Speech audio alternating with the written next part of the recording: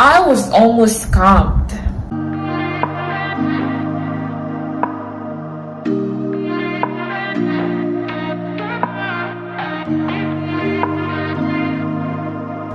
Hello guys, welcome to my YouTube channel, and it's Rosa. If you're new here, don't forget to subscribe and then hit the notification bell so you don't miss anything I post. Okay, so today's video is going to be about a little bit of a story time, and yeah, the rest will follow in line. You will see.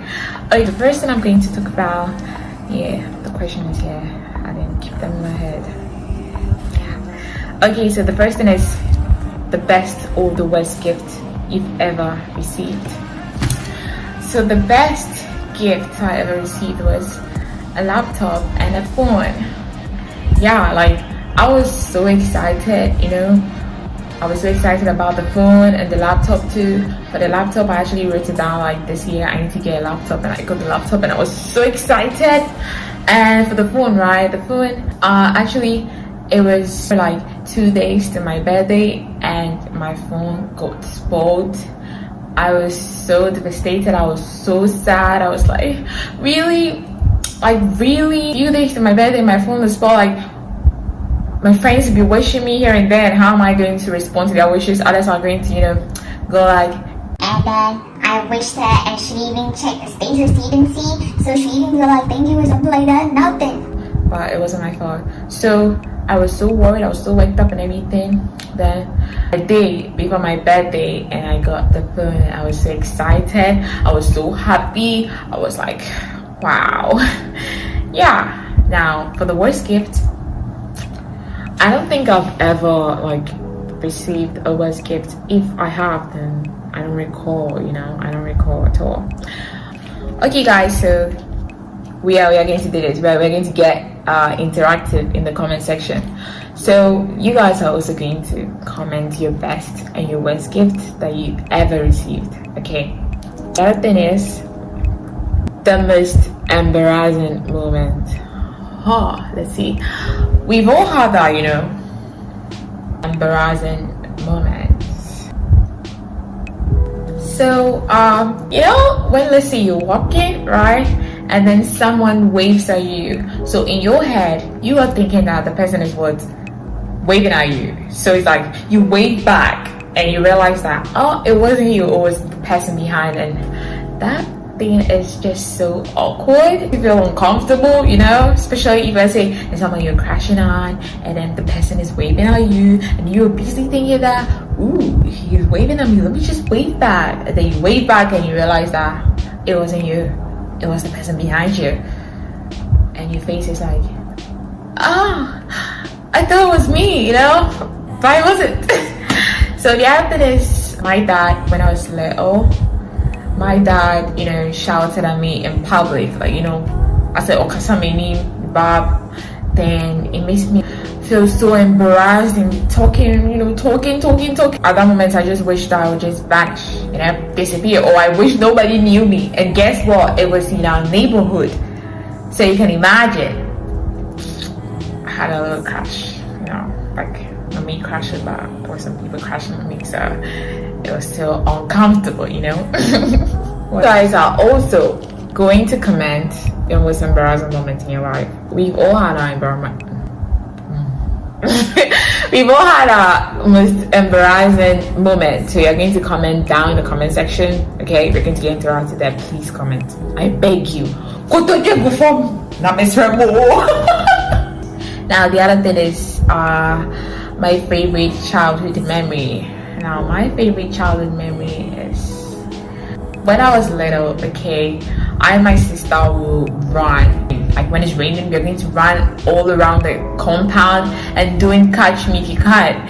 And I don't know, for some weird reason, you know, when you're running, right, and then you tend to look back to see if the person that's chasing you is coming, it makes you feel kind of like weak.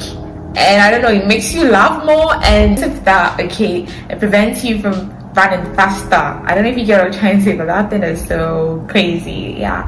And after running in the rain, we just get ourselves a hot cup of tea and then we'll drink it. Now the other thing is, I remember when Accra Mall, when Accra Mall was opened for the first time, not for the first time, but you get what I mean? Yeah. So my parents, we all went there, then we went to buy some stuff. Then we saw this Barbie, Barbie dolls, those days, if you get your Barbie doll, actually, you were so excited, you're happy, like, I'm gonna get my own Barbie doll. We saw one and we're like, Daddy, we want a Barbie doll. He was like, nope, you are not getting that. That Barbie doll had his own dress, own shoe, own straightener, not a straightener, not a real straightener, but like, this toyish kind of thing, yeah. And it was so cool. We wanted it so badly, my sister and I. Then he was like, nah, it's not gonna buy it for us. And we're like, okay, it's alright. And fortunately for us, he saw his boss at that time, and then they spoke and the boss were like, oh, how you guys doing? They're like, we're fine. They're like, well, what do you want? Speak anything, I'll pay for you. And we were so excited, we literally just run to that place where we saw the Barbie doll thingy and we got that. Because like, we want this. Like, don't worry, we paid. We was so excited and everything. Another cool thing too is my dad those days would take us to any restaurant that were open. Go there to go and eat and have fun. I think I'll mention 2 places. So the first one was Royal Fiesta Hotel, and that place was so amazing. I remember when we went there for the first time, and then we ordered our food after eating, and then they brought cake, and then we're like, we didn't order for cake, and we're like, oh, it's part of the menu, and we're like, ooh, okay, it was a chocolate cake, we're so happy, we ate everything. Nah, I lied. There wasn't enough sugar in the cake, so it's like eating it so slow, yeah. And the other place was Royal La Palm Hotel Beach. That's the name. I don't know, man, it's been quite a while now. Yeah, so it was so cool. We always get to go to all the cool places at that time, and it was amazing. I love you, Dad. So the other is also, comment your favorite childhood memory. It could be anything, we're all sharing our experiences, so let's get interactive. Now the other thing is how you made or lost a friend. How I made a friend is, I don't really have friends. I'm going to talk about how I lost a friend. So there's a place that we used to live, way back into I don't remember the year, forgive me for that. So the thing was this, this guy came back from USA in Texas. So he came, he was called McCarthy, and then we became friends. He didn't know how to speak Cree or anything like that. We became friends, and then we go to the market together, we talk, play games and all that. So we got kind of like attached, became so close, like almost like he was getting to be like my best friend at that time. So I went to school, and actually before going to school, he helped me pack my stuff for school. I went to school, and then he was like, by the time I'll be back, he'll be gone, so he'll call me before he leaves. So I was like, okay, cool, but I was still keep in touch, right? He was like, yeah, sure. So I went to school. Then I was like, for some weeks, when I call him, we were talking in school just once in a while. So for like weeks, I try calling him, and then the number doesn't go through. I called so many times that I could go through. Now I was getting worried. Then all of a sudden, in my dream, I dreamt about him, that he was telling me he was leaving. But when he was leaving, he wasn't happy. And when he was walking, he didn't tend to look back at me. So I was like, why is he not turning back to look at me? So in my head, I was thinking that, oh, maybe he has left. I was like, why would he leave without calling me? Fine, I'm in school. I don't have a phone, for him to call me or anything like that. So it's fine. It's understandable. Then I was like, no. But I would still try and then call the number. I tried, and it was to no avail. So I called one of his friends, and I called him, and then I was like, I've been trying to reach McCarthy, but I was able to reach him. Then he was like, oh, McCarthy, where who? was like, what? McCarthy is dead? I was so shocked. Like, I was numb for like some seconds, okay? I didn't expect he was healthy. What at all happened? Like no, it's not true. I was so sad. I was so freaking sad, like so sad, so sad. I think my parents knew about it, but they decided not to tell me anything about it, so it doesn't affect me or anything like that. So we vacated and it was time for me to go to school, and my dad came to me, and when we got home, oh my god, it was like the tears were just rolling down because we had so much memories everywhere. I look here, memory there. I look there, memory there. There was so much memories everywhere, and I was so sad. I was like, why? Like. So I think that dream that I had was a way of he telling me that he was dead or he was going to die. You understand? So it was so sad and everything. Yeah. So I'm going to talk about now a crazy travel story. I was almost scammed. There's this hotel. In fact, I'm going to Google it right now so I don't make any mistakes.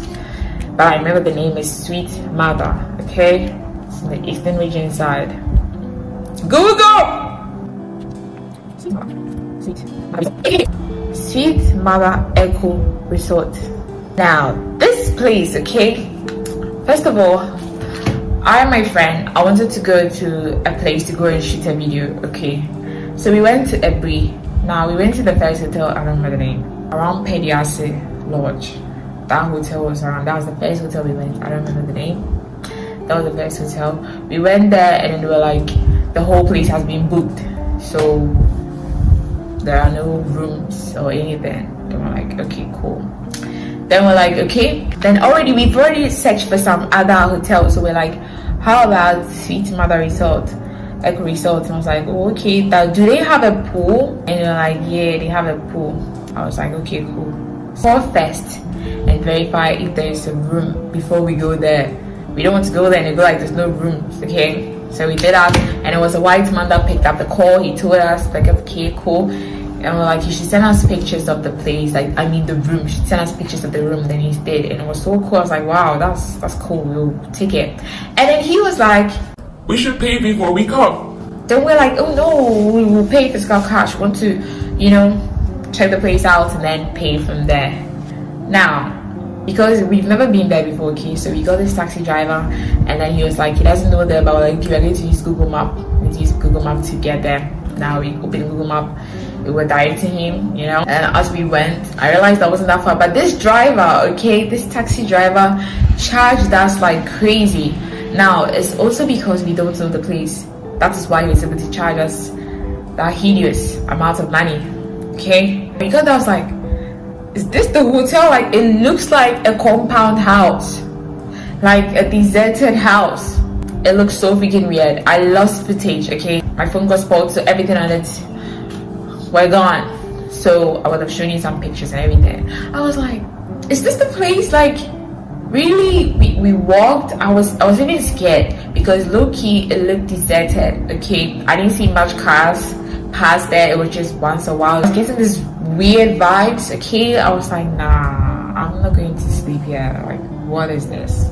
They could be an alligator inside the bushes or whatever this is. There could be snakes, there could be reptiles, there could be mosquitoes. And we didn't sign up for this, okay? So,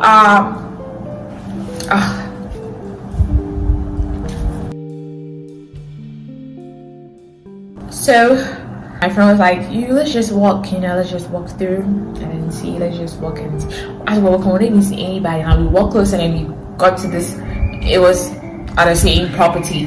It was like a bar, an old bar, and the people there were so freaking weird. They were just looking at us like, we're even greeting them. It's like they're not even responding. It was like, we have to call the number that he called. So when he called, it was the white man that picked up, and he was like, oh, someone will come for us or something like that. I don't really remember.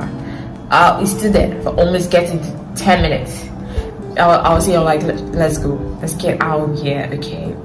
We don't know who these people are. We don't want to be dragged. We don't want to be kidnapped or anything like that. So let's just get out of here.